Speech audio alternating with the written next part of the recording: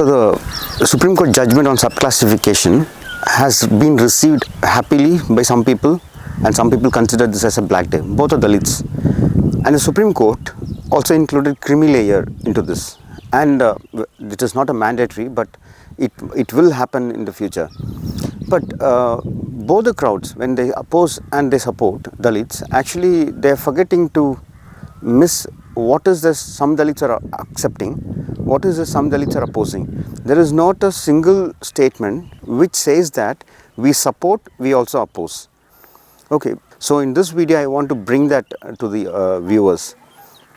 See, actually in SC reservation, the state will go always against the academician. The only thing is they are very scared, the state and the policy makers are very scared, the caste Hindus, of the SC/ST reservation given for academics and promotions. Because you should know one thing, Rohit Vemula, or you take about Damsa English and Foreign Languages University or JNU Students Union, they always want to curtail who's coming into this academic space. Because this academic space is a space which decides and makes the future generation for policymakers. So it creates them. So this, they see this as a threat. So therefore they bring different laws to curtail the students' movement and students, because they do not want that to happen. And now this creamy layer would be so I would say that caste Hindus do not like Dalits entering into the university spaces. I am not saying all caste Hindus. Mainly, there are many people who do not want caste Hindus to come, policymakers do not want these people to come into the academic spaces. Therefore, they will go into after that. Because they always, you see, these those who talk about creamy layer or even Dalits who oppose and support, none of them speak about the MLAs and MPs who contest in SC/ST reserve constituency. I am saying that is the reservation which was said that for a decade you can give and then you should reconsider. So, and you know, this academics, when this MLAs and MPs were contesting, they contest as a puppetry of a particular party. And they contest and they win after win, and they do not want, and they do not even address our issues. You just take about our issues of Rohit Vemula.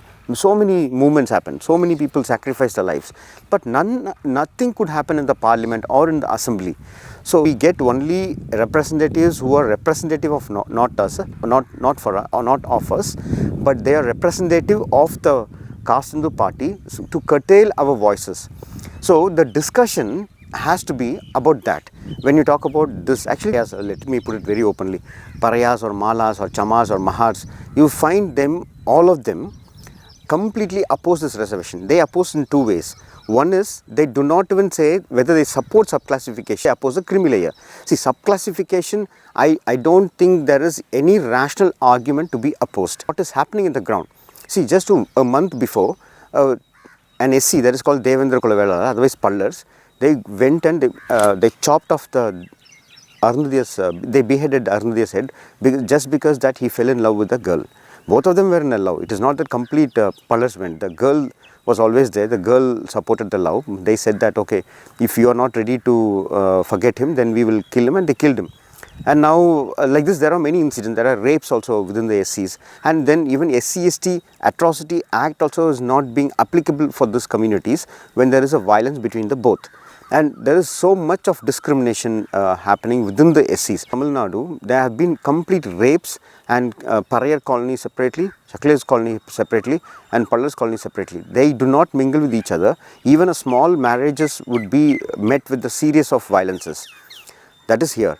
There is a Hindu report of 2000, Hindu Navasarjan along with the Robert F. Kennedy, they made a study in Gujarat. In Gujarat they found between caste discrimination within different castes. So they first classified what are the caste discriminations SCs face between SCs and BCs.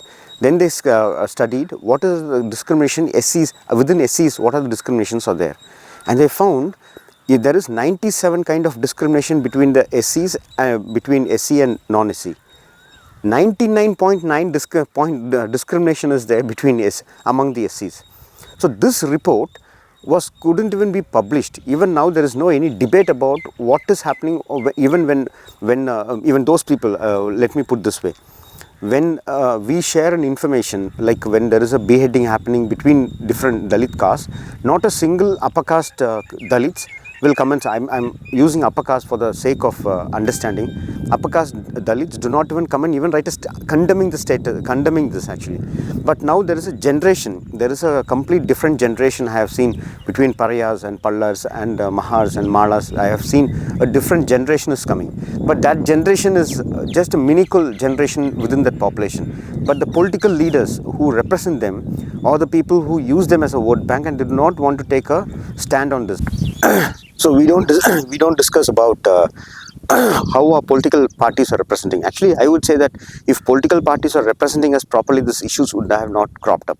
This issue has been there in the Supreme Court for the last a decade, but we could have discussed this off the ground. But I don't think anybody is there to discuss. They just go away, and now you can't run away from us. You have to discuss this. And one thing, for the first time in the history, they have said that Dalit community is not a homogeneous; it is heterogeneous.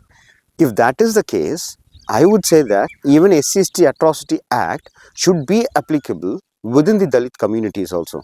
When argument is, see, there is a caveat in this judgment. We support it, we oppose it, but we go with the subclassification. We oppose the creamy layer, but we support the creamy layer to be included in the reserved seats for MLAs and MPs.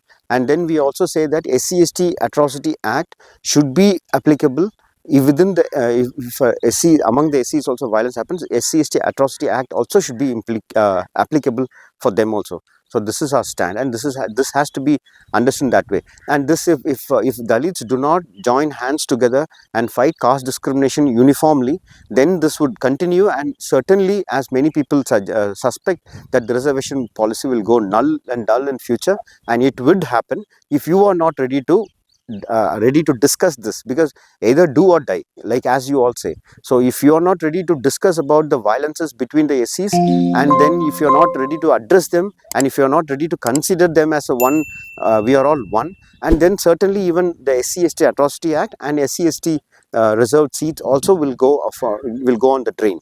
So I would like my audience of SCs to be cautious of this judgment, and also be cautious of what is going to happen in this one decade. There will be many changes happening within this SC reservations and SC constitutional rights. What's happening? At one point it is very sad, and at one point we are very happy for the subclassification. But it is also sad that our own community is discriminating our own community. So thank you.